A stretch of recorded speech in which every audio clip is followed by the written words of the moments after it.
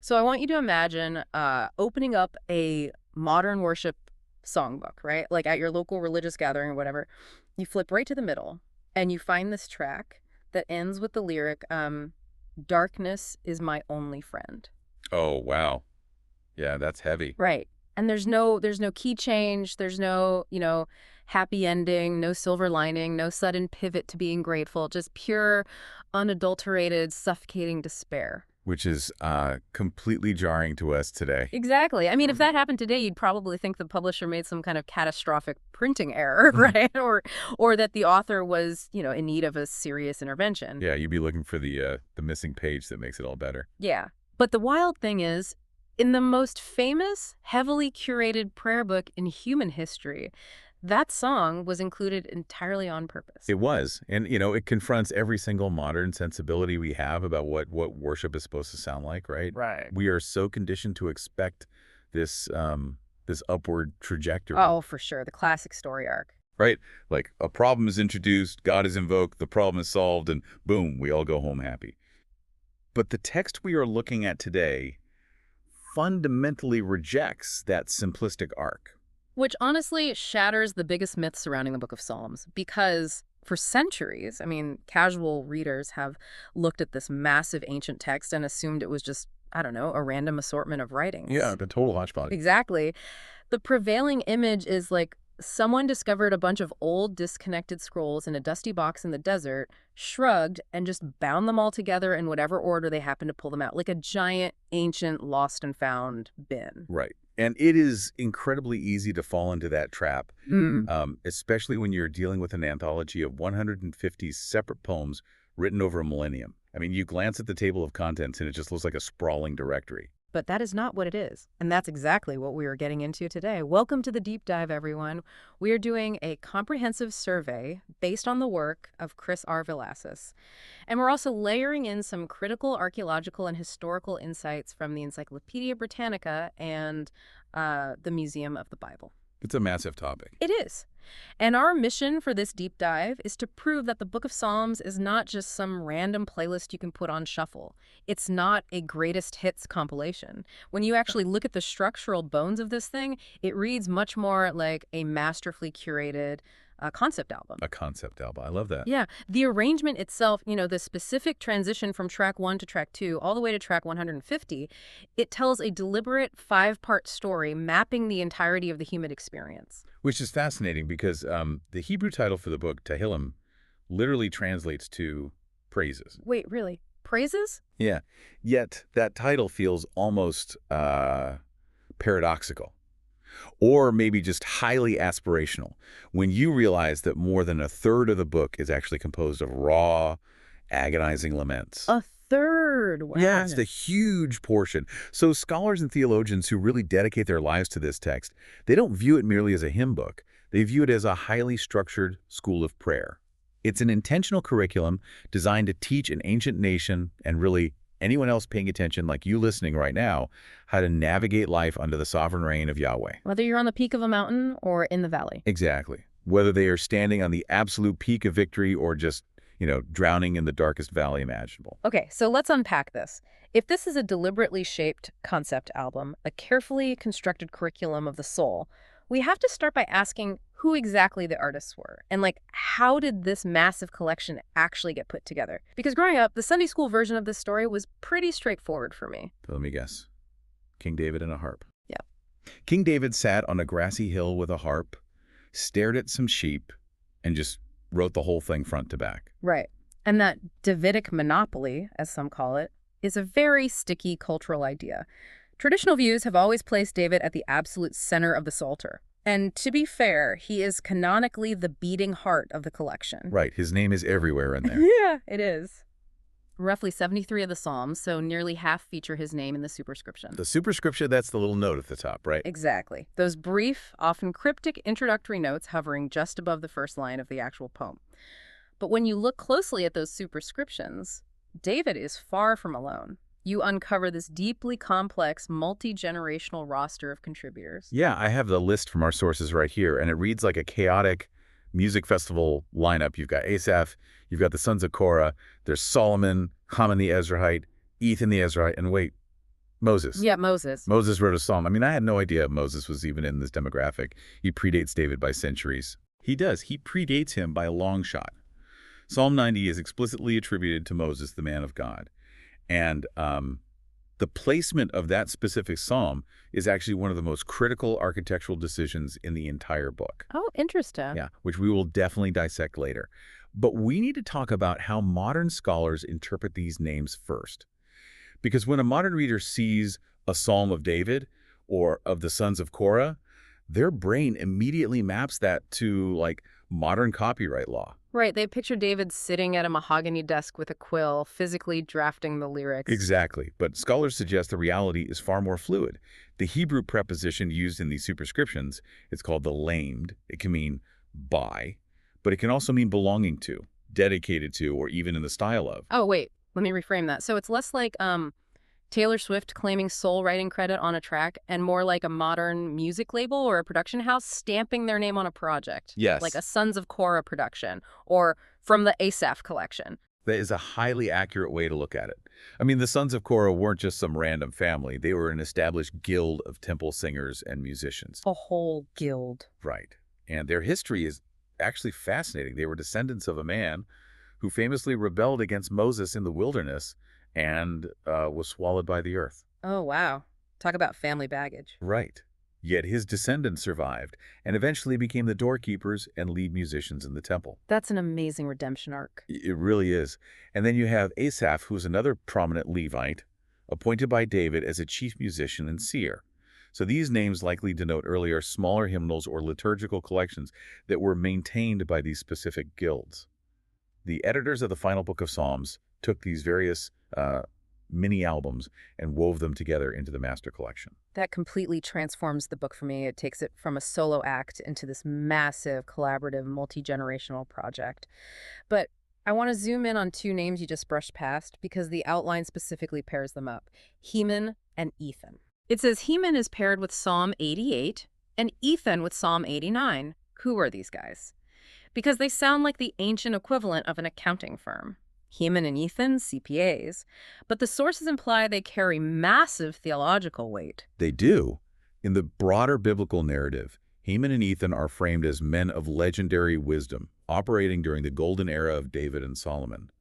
But within the specific architecture of the Psalms, they are positioned as the voices of ultimate catastrophe. Ultimate catastrophe. Yeah. What's fascinating here is how they're used. Heman is the credited author of Psalm 88. That is the Psalm of utter darkness we mentioned at the very beginning. The darkness is my closest friend one. Exactly. It is the voice of someone whose life is entirely eclipsed by suffering, isolation, and the feeling of complete divine abandonment. Yet, and this is key, they still stubbornly refuse to stop screaming at God. Man! And Ethan, what's his deal? Ethan is linked to Psalm 89, which is basically the sound of a national worldview collapsing. It is a psalm that wrestles with the agonizing crisis of the Davidic covenant. God had made this promise that David's throne would last forever, right? Right.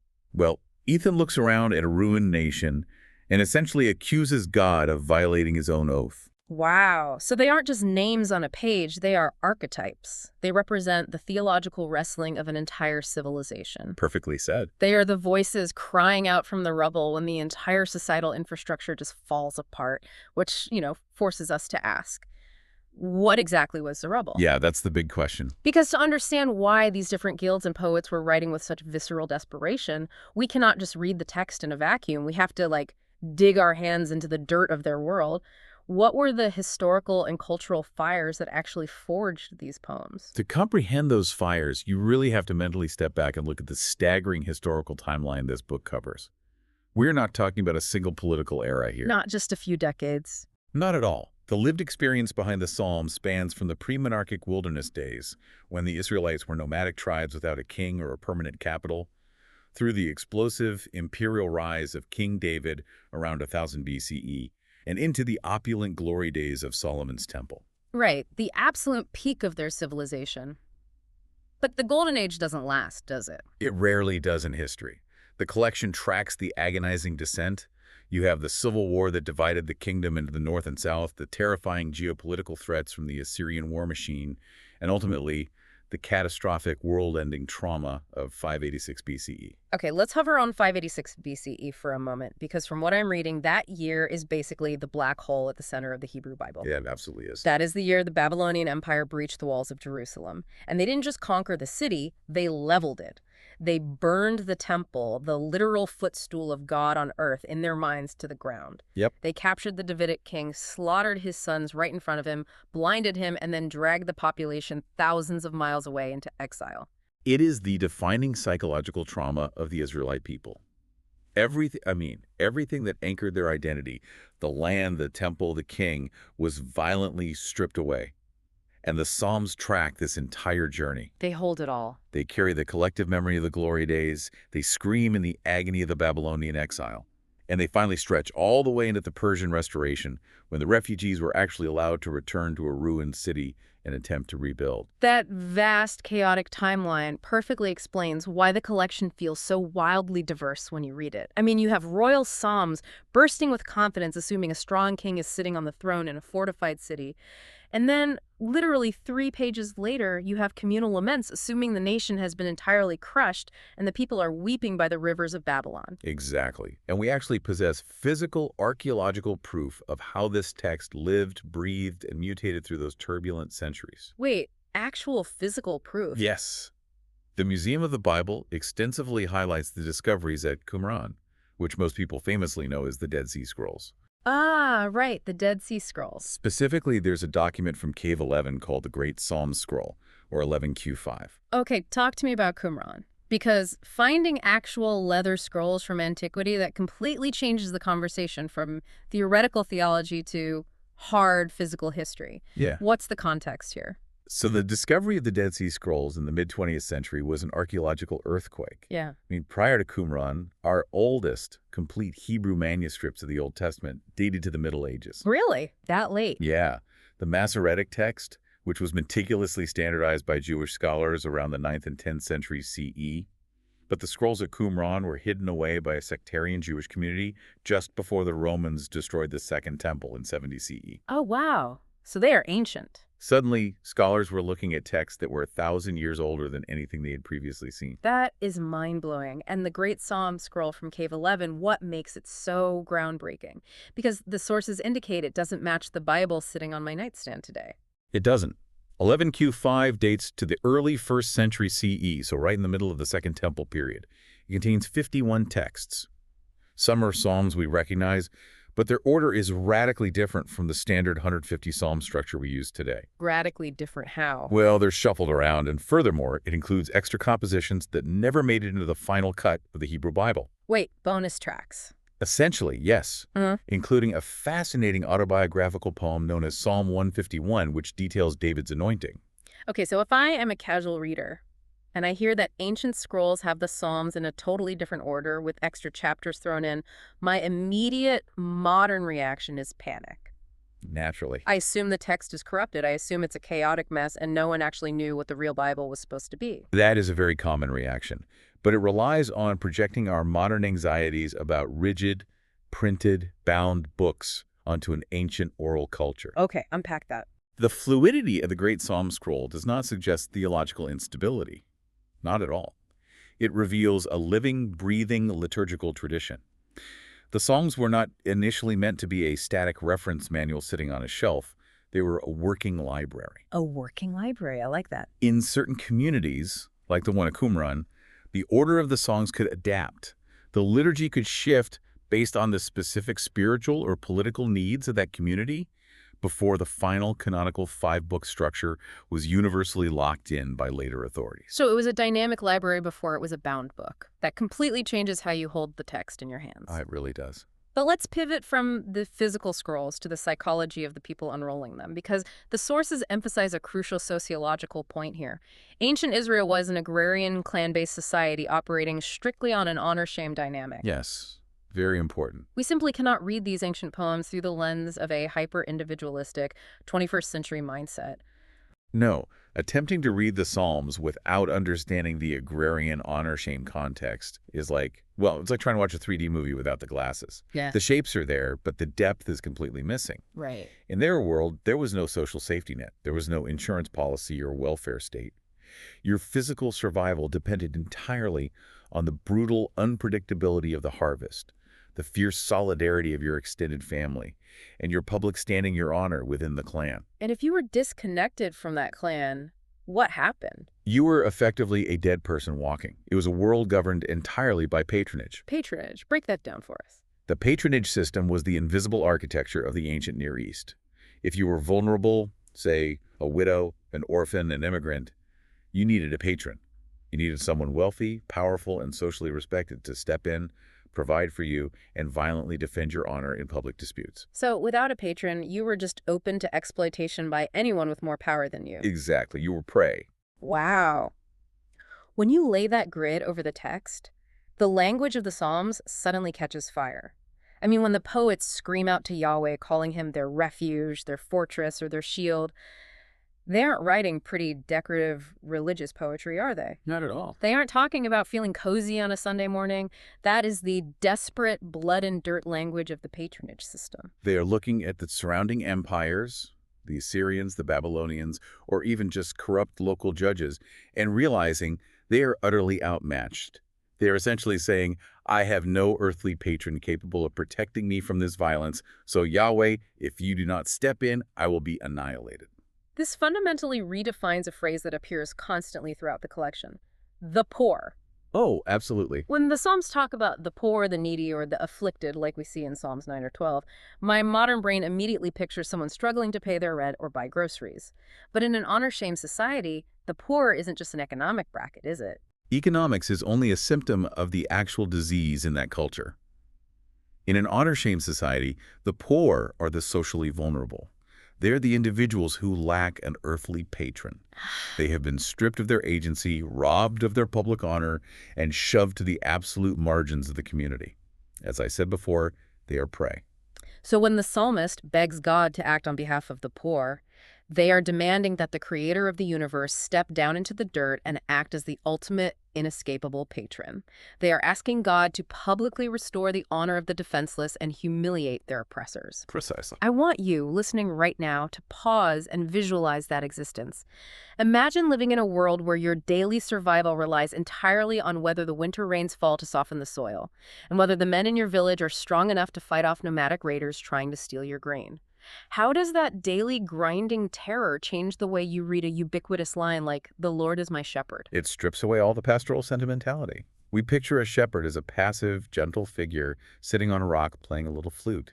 Right, surrounded by fluffy white sheep. Exactly. But a shepherd in the ancient Near East was a rugged, heavily armed protector whose job description included fighting off lions, bears, and human thieves to keep the flock alive. Wow. When David says, "The Lord is my shepherd," it is a fierce, defiant claim of divine protection in a violently unpredictable universe. When your life hangs by that kind of thread, you don't write polite, rhyming couplets. You need a language designed for screaming, for begging, for negotiating, and for ecstatic celebration. You need a completely different poetic engine, which I think brings us perfectly to the actual mechanics of ancient Hebrew poetry. This is where the structural genius of the ancient authors becomes undeniable.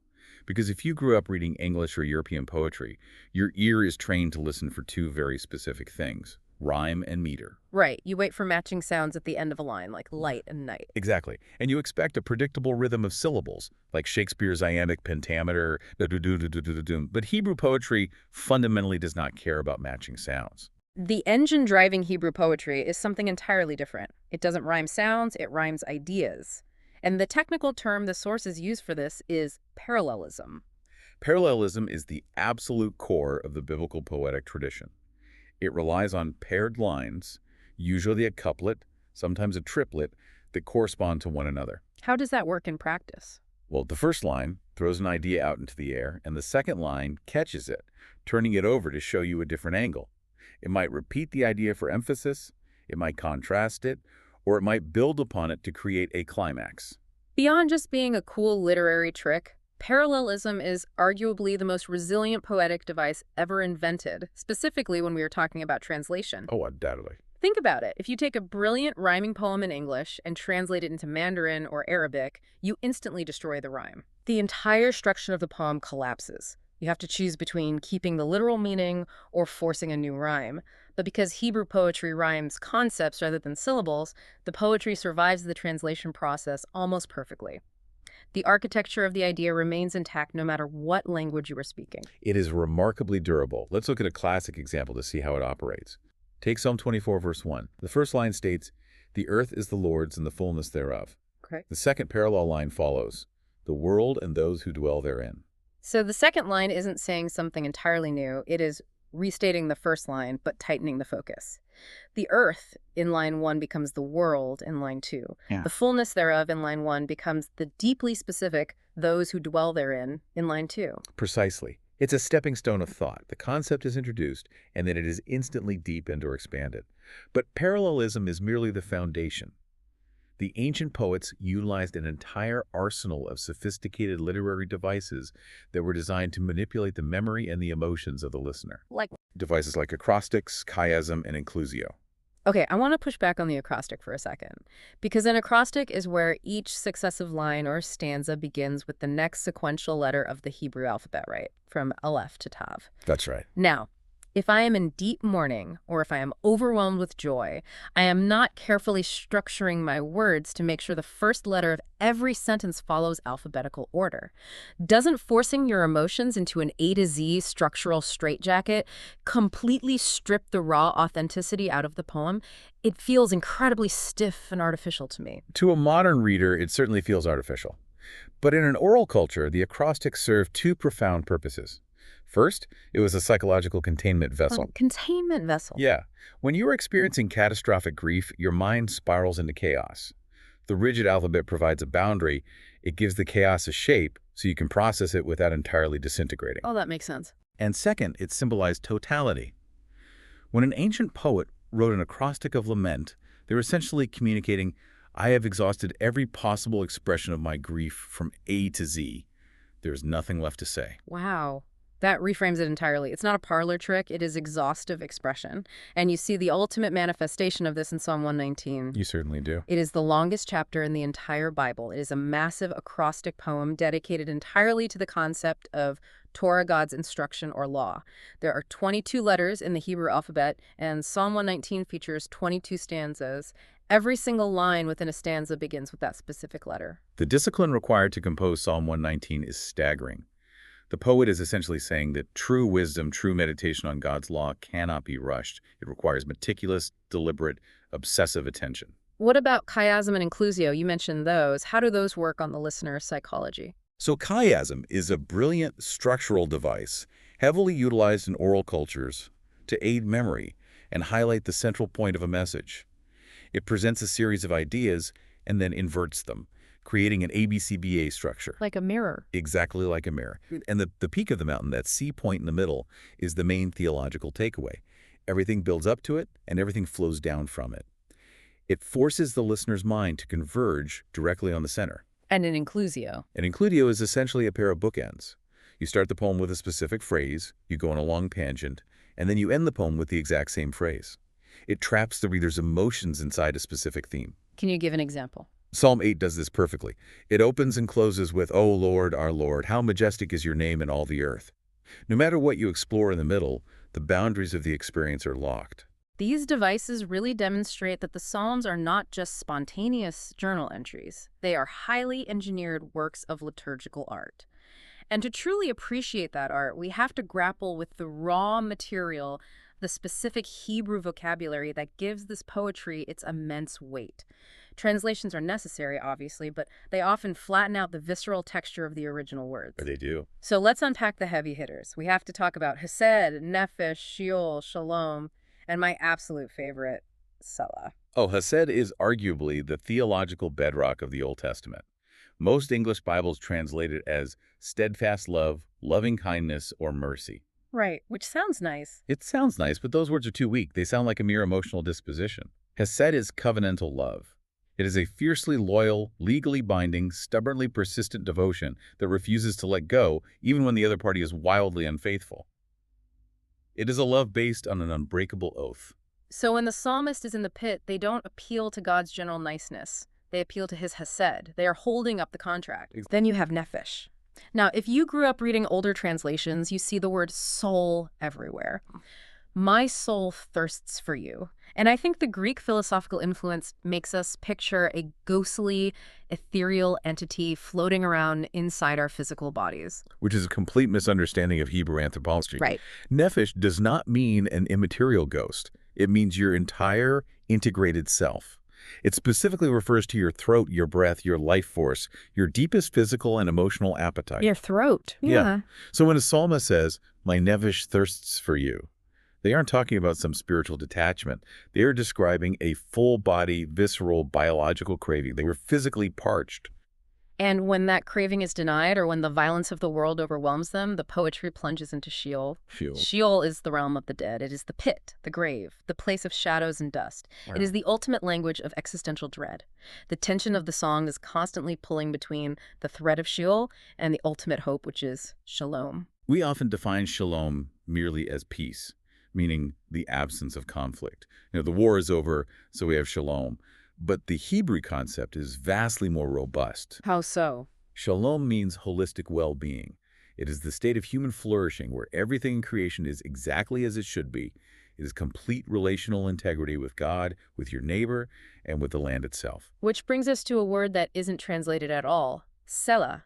You are reading a beautifully intense psalm, and suddenly, sitting isolated at the end of a verse, is this word, Selah. Scholars have debated the exact etymology of Selah for centuries. The general consensus is that it functions as a musical or liturgical marker. It was an instruction for the musicians, the singers, or the congregation itself. I always explain Selah as the ancient equivalent of a beat drop in electronic music, or that heavy dramatic pause right before the final chorus of a rock anthem. It is a built-in structural pause. That's a great way to picture it. The poet is essentially telling the congregation, stop singing, hold the silence. Feel the absolute crushing weight of the reality we just named before the instruments kick back in. Don't just sing past it. Sit in it. Sit in it is the perfect directive. Because now that we understand the historical fires, the patronage dynamics, and the linguistic mechanics of these poems, it is time to sit in the actual macro structure of the book. Yes. Our mission was to prove this is a 5-act concept album. So let's look at the track list. The Psalter is divided into 5 distinct books, separated by clear seams, usually a doxology, like a burst of praise marking the end of a section. The scholars in our sources are united in asserting that this 5-book structure was not an accident of history. It was intentionally curated by the final editors to mirror the Torah, the 5 books of Moses spanning Genesis through Deuteronomy. By shaping the Psalms into 5 books, the editors were making a profound theological statement. The Torah was God's instruction spoken to the people. The 5 books of the Songs represent the people's instructed response back to God. So it creates a complete conversational loop. Exactly. And the narrative arc of this response is breathtaking. We are going to walk through this entire arc right now, and we are going to watch the collection move from supreme institutional confidence to absolute devastating collapse, and finally to a hard-won cosmic perspective. Let's open Book 1. Book 1 covers Psalms 1 through 41. It establishes the foundational rules of reality. It's overwhelmingly Davidic. Almost every psalm here is attributed to David, and the tone is fiercely personal. It relies heavily on the covenant name of God, Yahweh. The gateway to the entire 150-chapter journey is a deliberate pairing, Psalms 1 and 2. You cannot enter the Psalter without passing through this double door. Nope. Psalm 1 is a classic wisdom poem. It presents the 2 ways. You have the way of the righteous who meditate on the Torah day and night and are like trees planted by streams of water. And you have the way of the wicked who are rootless, blowing away like chaff in the wind. It's an individual moral choice. But then, immediately, Psalm 2 violently shifts the camera from the individual to the geopolitical. It is a royal messianic psalm. It depicts the nations of the earth plotting in rebellion against God, and God laughing at their arrogance because he has installed his chosen anointed king on Mount Zion. By welding these 2 psalms together as the introduction, the editors are fusing personal piety with political reality. They are declaring that the blessed life is found at the intersection of submitting to God's instruction and trusting in God's chosen king. Book 1 operates under the assumption that this system works. The Davidic monarchy is strong. It is strong, but it is not immune to suffering. The personal stakes in Book 1 are incredibly high. This section contains Psalm 22, the ultimate righteous sufferer lament, which begins with the agonizing scream, my God, why have you forsaken me?" Such a famous line. Right, and it houses Psalm 51, David's utterly broken confession after his horrific murderous abuse of power with Bathsheba and Uriah. So the individual is often in deep distress, but the institutional foundations, the covenant and the throne, they feel secure. That security begins to fracture, though, as we turn the page into Book 2, which covers Psalms 42 through 72. The shift in tone is immediate and palpable. The divine name shifts. There is a marked decrease in the intimate name Yahweh and a heavy reliance on the more universal, distant title Elohim. The very first line of Book 2 sets the mood.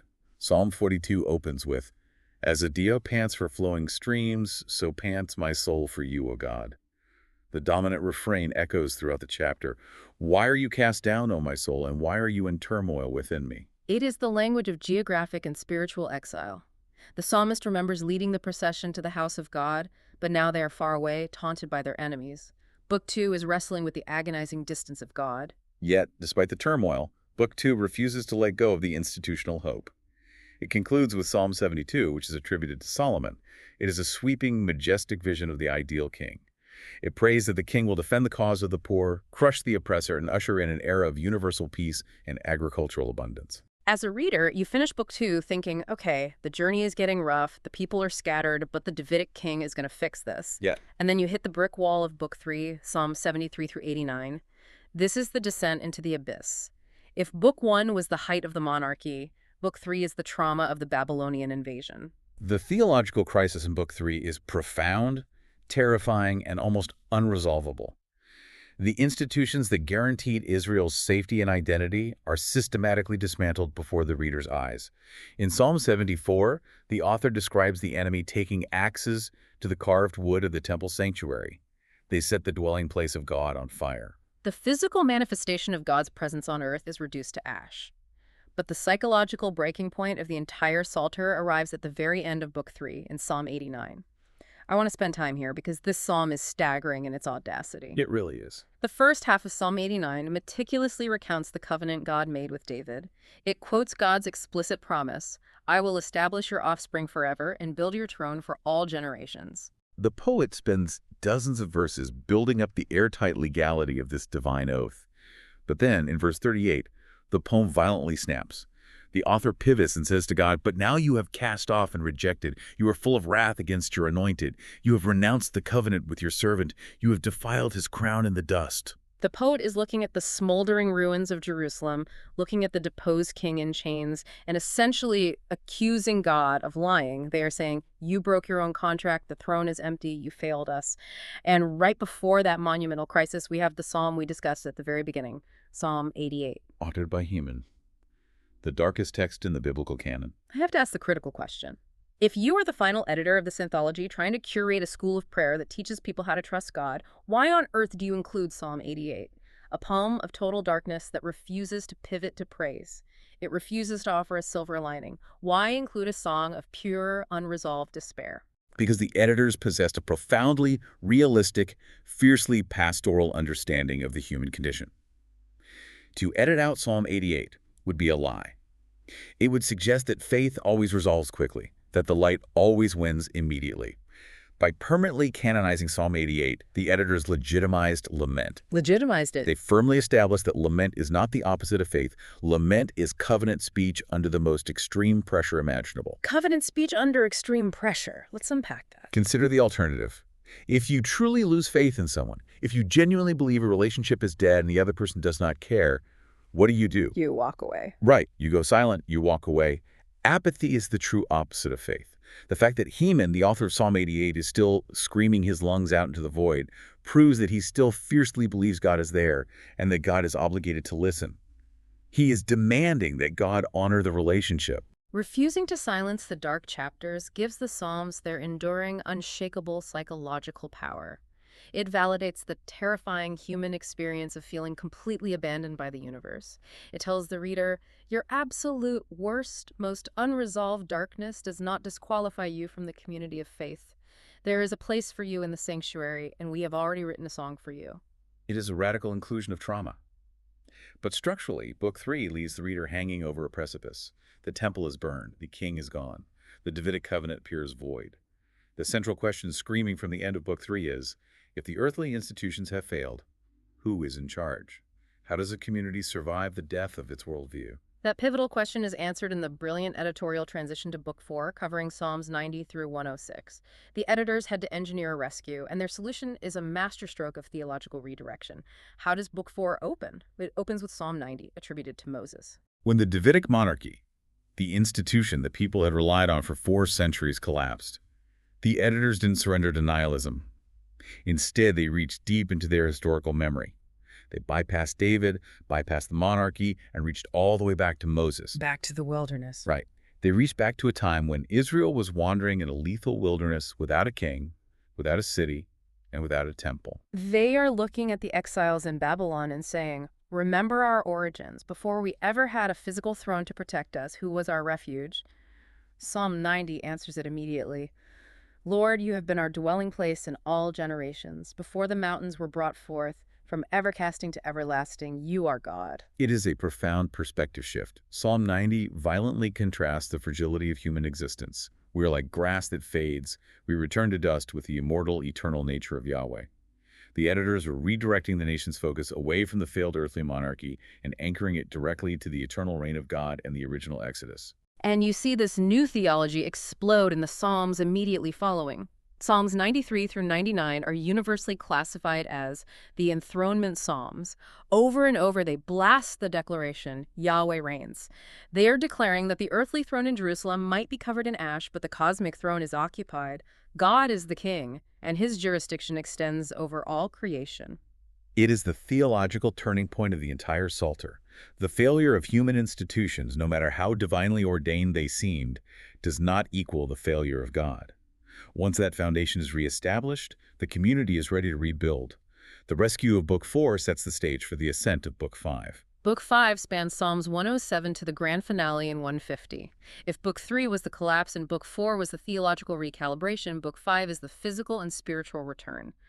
The dominant themes here are restoration, pilgrimage, and a massive revitalized delight in the Torah. This is where we encounter the famous Psalms of Ascent, Psalms 120 through 134. These were the pilgrim songs. Put us in the shoes of the people singing those songs. What was it like? You have to imagine the physical reality of the geography. Jerusalem is situated on a high mountain ridge. If you are traveling from Jericho or Galilee to attend the annual festivals, you are literally walking uphill for days. You are sweating in the dust, carrying your provisions, ascending toward the rebuilt city. The Psalms of Ascent are the rhythm of those footsteps. They are the sound of a fractured people coming home, finding their identity not in political military supremacy, but in communal worship. And sitting right in the middle of this restoration is the mammoth Psalm 119 we discussed earlier. It demonstrates a community that has realized that God's instruction, the Torah, is their true sustaining force. But the entire 5-act structure is moving toward one specific, inevitable destination, the crescendo. Psalms 146 through 150, the Hallelujah climax. It is a masterclass in narrative tension and release. Now, this grand architectural arc, from creation to crisis to exile to eternal kingship to universal praise, is not just an isolated piece of ancient Jewish history.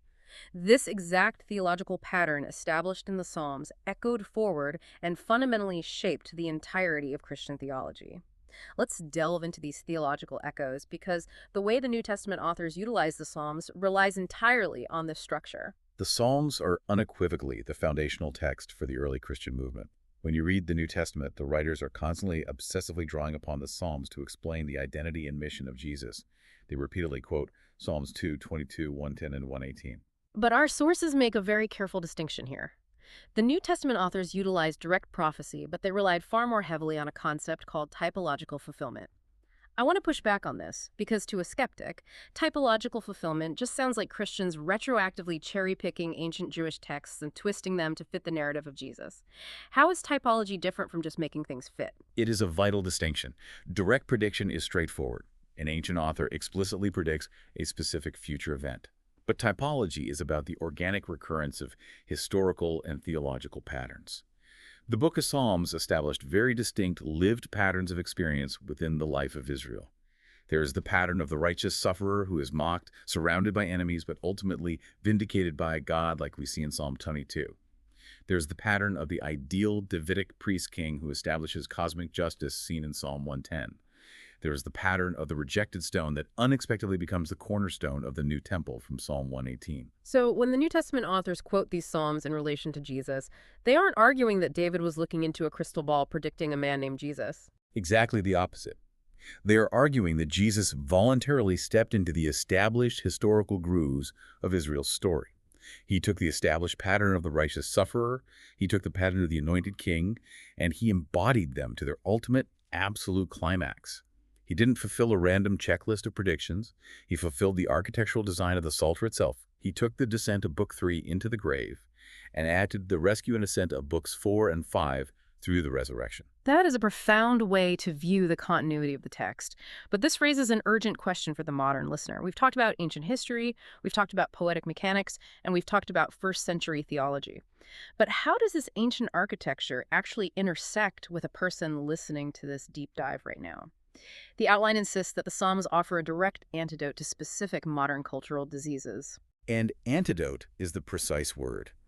We inhabit a culture that is deeply afflicted by several philosophical ailments, and the Psalms confront them with unapologetic force. Let's start with modern individualism. The West is obsessed with the self. Our spirituality is often reduced to me and my personal journey.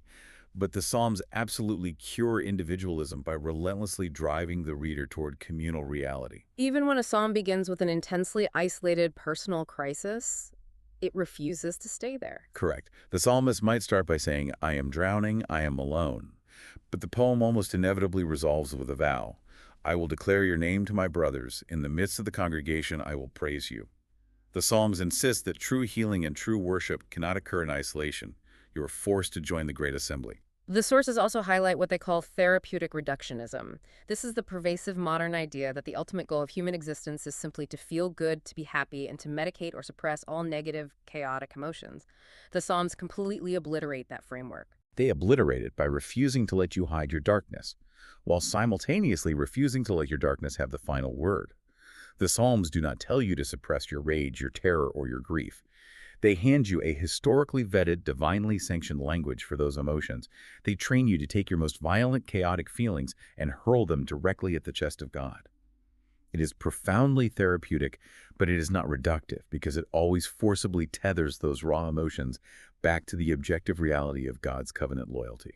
Let's make this intensely practical for you, the listener.